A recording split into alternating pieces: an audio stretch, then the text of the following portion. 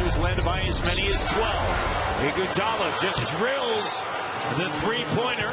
There was a complete lack of energy by the Raptors and, frankly, this building. For as much excitement as there has been in this city, there was no energy in this building to start the third quarter. The Raptors missed a couple of shots, and the building got tight, and the Raptors got tight. I'm Adrian Ghobrial. We're inside the NBA trophy room now. There's no shortage of angles being shared about how the Raptors let Game 2 slip away yesterday in Toronto. If you were listening to some analysts in the United States, they're saying that some fans who were inside Scotiabank Arena last night don't deserve this. This, of course, is the Larry O'Brien Championship Trophy, after some fans weren't firmly in their seats for the start of the second half, which happened to be the same time when the Warriors went on a run that the Raps couldn't recover from. Just listen to ESPN's Stephen A. Smith about what he had to say following last night's game. Those first few minutes when the Toronto Raptors were victims of Golden State's 18-0 run, half the damn fans in the arena were at the concession stand. That's inexcusable. Golden State comes out in the second half like gangbusters. They come to take your heart out. The Toronto Raptors feed off of their rabid, great fans.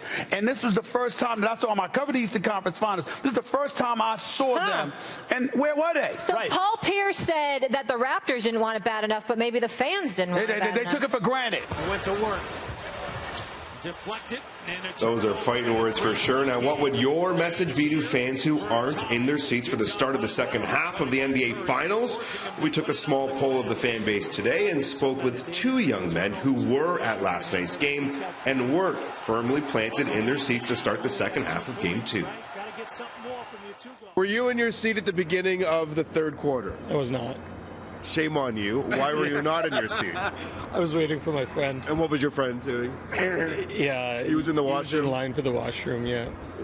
Was the lineup for the beer, is it too long of a lineup to get your beers and go to the washroom in the half, or what's going on? It's asking a lot of the guy, for sure, to get all that in. Do you feel somewhat responsible for that 18-0 run to start the third quarter?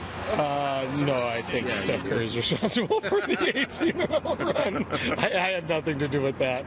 You're an OG Raptors fan. That's me. What would you say to people who aren't in their seats to start the third quarter, to start the second half? If you are there, you already know that you're the bench, you're the sixth man, you're the eighth man, you are part of the game somehow, and you can't be fair weather about it. I know it's hard, if you have to go get something again, I would say be there, sit down, figure it out.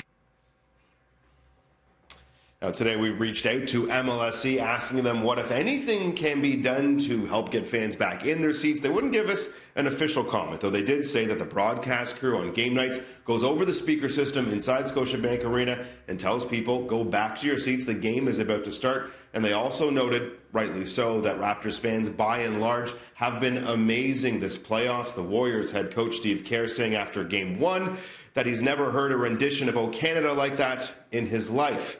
Now ahead on City News, you thinking about going to Oakland for Game 3 or 4? We'll tell you just how much it's going to cost you.